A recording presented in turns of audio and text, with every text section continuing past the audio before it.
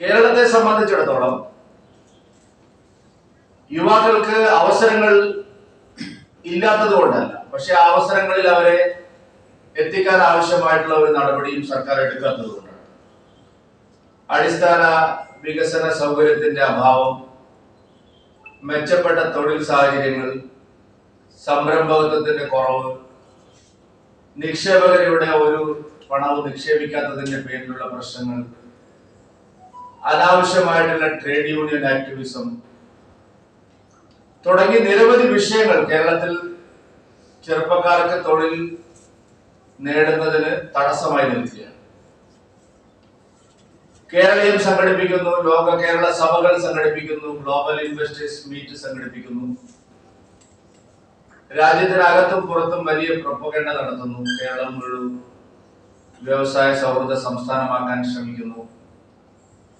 പക്ഷെ ഇതെല്ലാം കേവലം പ്രചാരണങ്ങളിൽ മാത്രം ഒതുങ്ങുന്നില്ല. കഴിഞ്ഞ 4 വർഷം നടന്ന ലോക കേരള സഭകളുടെയും അന്തിമമായിട്ടുള്ള ഔട്ട്പുട്ട് എന്ന് പറയുന്നത് 0 ആയിരുന്നു.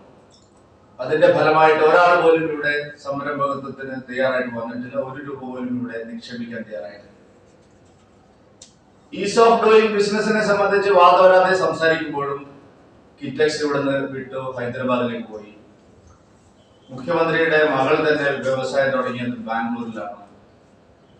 നിരവധി പ്രസ്റ്റീജിയസ് ആയിട്ടുള്ള വ്യവസായങ്ങൾ നടത്തിക്കൊണ്ടിരുന്ന ആൾക്കാർ കേരളം അടുത്ത് മറ്റ് സ്ഥലങ്ങളിൽ പോകുന്നു.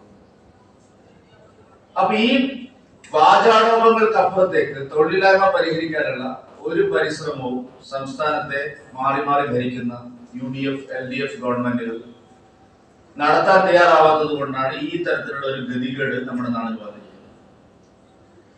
വ്യാപകമായ തോതിലുള്ള അഴിമതി, ഭരണസ്തംഭനം, ചുവപ്പ് നാട തുടങ്ങി നിരവധി വിഷയങ്ങൾ സംസ്ഥാനത്തെ സംബന്ധിച്ചിടത്തോളം തൊഴിലവസരങ്ങൾക്കുള്ള ഒരു സാധ്യതകളെ തന്നെ ഇല്ലാതാക്കുക. ഇത്രയും ഗുരുതരമായിട്ടുള്ള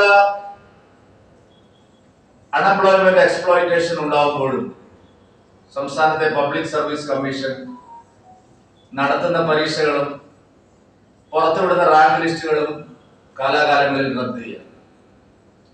വലിയ തോതിൽ ലക്ഷക്കണക്കിന് ചെറുപ്പക്കാരെ പരീക്ഷയ്ക്ക് ഇരുത്തി റാങ്ക് ലിസ്റ്റുകൾ പ്രസിദ്ധീകരിച്ച് അവർക്ക് നിയമനം നൽകാതെ ആ റാങ്ക് ലിസ്റ്റുകളുടെ കാലാവധി കഴിയുക.